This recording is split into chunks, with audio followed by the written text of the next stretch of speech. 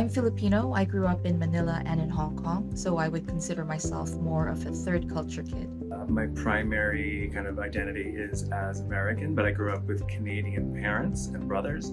I was the only American in the family, so I grew up with a very Canadian sensibility, I think. I'm a Chinese living in Hong Kong. 我喺香港出世啦，同埋香港長大嘅，我係一個香港人。香港人。I'm a third generation Malaysian with a background from India, Sri Lanka, Netherlands, and France. I grew up in an apostolic Christian family and was educated in a Chinese school up to Form 4, Year 11. My family and I immigrated to the UK in 2003.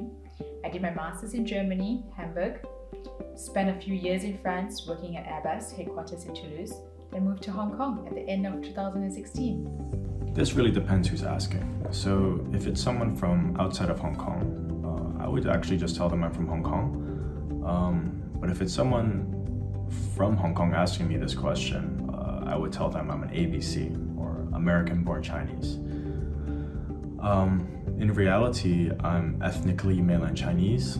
I was born in the US and I've been in Hong Kong since I was 5 years old. My parents are from Shanghai, China, and I was born in Hong Kong.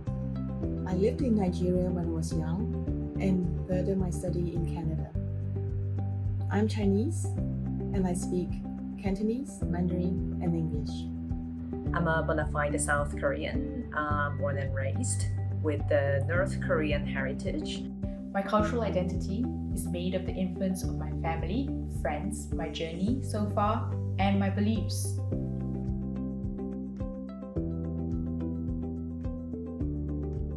I born in Hong Kong and I study and grow up here, so I could see myself as a local.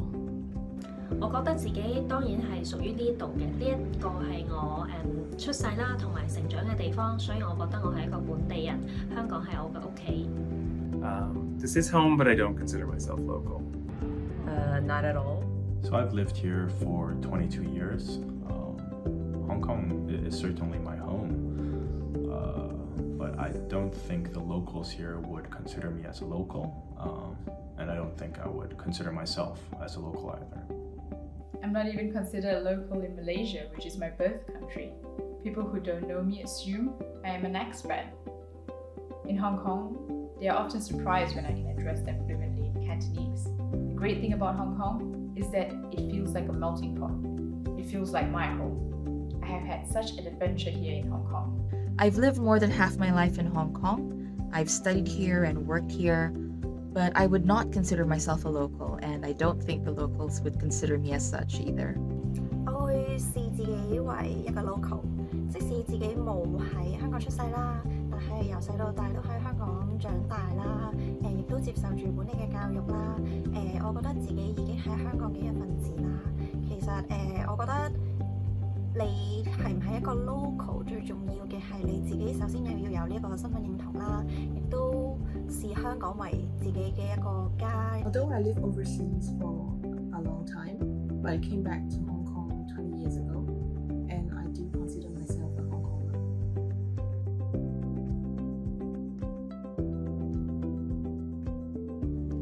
Yes, as a Filipino in Hong Kong, I am an ethnic minority. This is a complex question in that I have always been the minority when it comes to race. From kindergarten right up to high school, I was in a Chinese school. I was the only brown person in class and was faced with prejudice early on.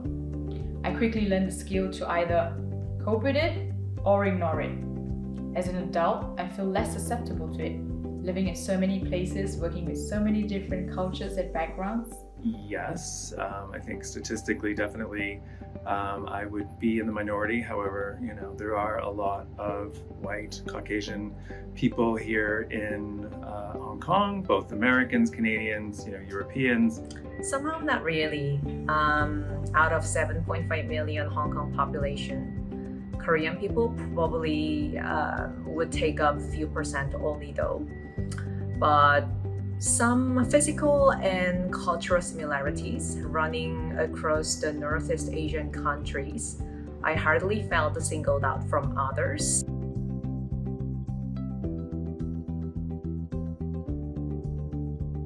A very common example is when companies ask candidates to speak a local language.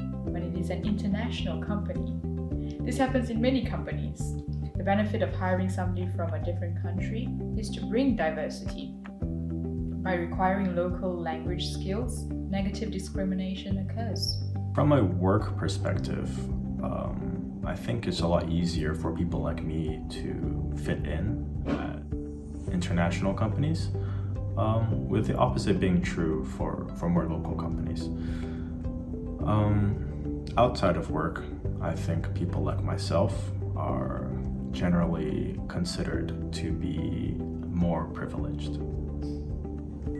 Yes, if people know where I am from, the common comments I hear is that, oh, you're quite dark-skinned compared to other Korean. I have experienced negative bias due to my ethnicity. When people find out that I'm Filipino, they automatically assume that I'm a domestic worker or a musician. I grew up and lived overseas. I definitely have experienced some negative bias. I remember when I was in Canada studying, my English literature teacher told me my English was not good enough for my class. I proved her wrong. When I'm in Hong Kong, I don't really feel any bias based on my race or cultural identity. 作為一個香港本地人，我所經歷嘅同種族有關嘅偏見或者係甚至歧視咧，真係冇乜嘅。咁而我知道咧，喺某一啲嘅新聞啦或者媒體咧都有聽聞過，有一啲可能係少數族裔嘅，譬如一啲膚色比較深嘅，可能係印度裔啊，或者係巴基斯坦裔啊等等咧，佢哋好有機會好多時係會因為唔理解啦，或者係一啲唔認識啦，所以有一啲所謂嘅偏見或者有啲假設喺度嘅。Yes. Sometimes I feel like, and when I first got here, I really wanted to try to integrate into, the local community. Of course, the first obstacle is language. I don't speak Cantonese. Another negative experience tends to be more of a microaggression in terms of there's always a look of surprise when they find out that I'm Filipino and the comment that, oh, you don't look Filipino. Oh, your English is amazing. You speak English really well for a Filipino. 香港好多家庭都有外傭啦，咁譬如菲律賓啊、印尼啊呢一啲國家嚟嘅朋友喺香港咧，可能好多時啲人見到嘅時候咧，都會當咗佢哋係外傭咁樣，而以對外傭嘅態度去對佢哋，即係當係工人咁都唔奇嘅。As a white person, as a Guelo, there is a bit of a bias. And, it's not right or wrong. I just think it's, it's just what it is. I don't think it's necessarily negative, but some random fun comments or prejudice about Korean people. You guys must be the Vikings of alcohol in Asia, or I heard the cosmetic surgery is so common in Korea. Have you got one? Things like that. Yes, I think there's an issue with racism in Hong Kong. I would say that generally, the darker your skin tone, the more this would be true. I think some of the stories I've heard from my South Asian or Southeast Asian or African friends have been especially difficult to hear. Yeah, sure they are.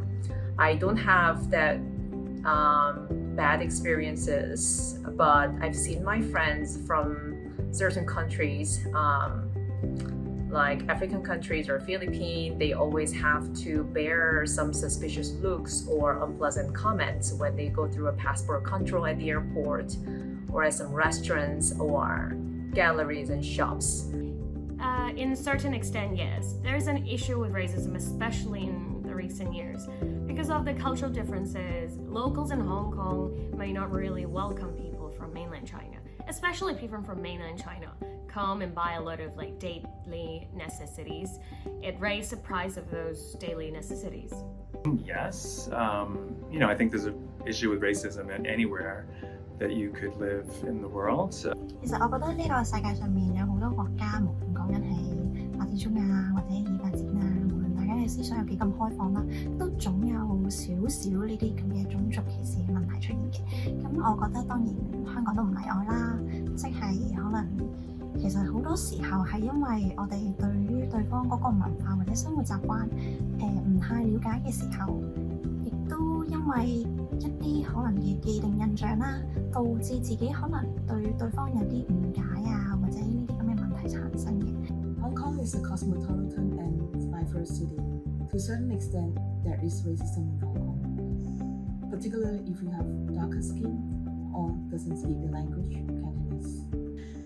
Yes, I think there's an issue with racism in Hong Kong.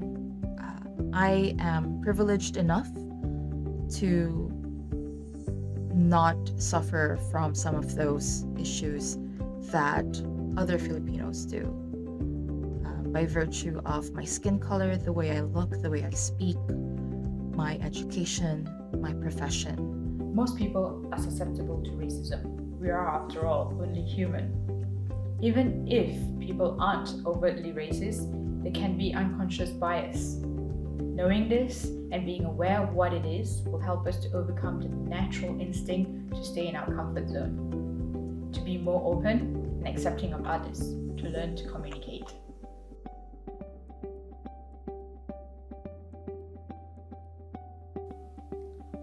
Everyone.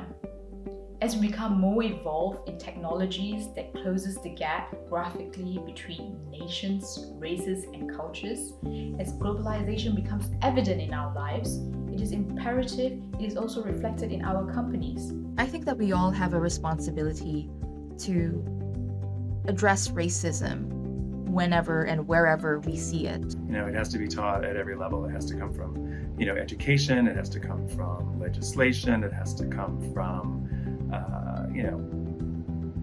training at work. I don't think there's any space that couldn't benefit from some inclusivity training or education. With great power comes great responsibility to create a platform to set an example. So to me, promoting an inclusive society is all about educating the next generation. That just means normalizing cultural integration, cultural and racial inclusivity, and dispelling all those negative stereotypes that we've been taught to believe growing up, right? And the responsibility for that is really on the leaders of society and the role models. Now, whether that be a teacher or a parent, that could also be a senior leader at a workplace. And most certainly, the responsibility also goes to the companies that are going to employ that next generation. 我覺得社會其實人人都有份啦，咁所以我覺得係人人有責嘅。咁至於話自己可能未必影響力好大，我覺得就唔好睇小自己個影響力，因為其實由自己開始做起，之後再慢慢影響其他人，咁其他人可能因為你嘅影響咧，而再影響翻佢哋身邊嘅人嘅時候，產生一個 ripple 嘅 effect 嘅話，我覺得其實社會可以再因為咁而慢慢咁進步啦。In instances where we do hold power and privilege, we must use that in order to speak out against any form of injustice, any form of racism. I think the Hong Kong government and companies can play a key role to promote inclusive society. For companies, more training for employees and promote the importance of inclusion and diversity. And try to recruit different staffs with different backgrounds without counting on their race or cultural identity. Yes, I do think that companies need to address racism within the workplace, where they are immediately responsible for these interactions. But I think they do have that influence in wider society, and where they can, where possible, it would be good to use that privilege for some good.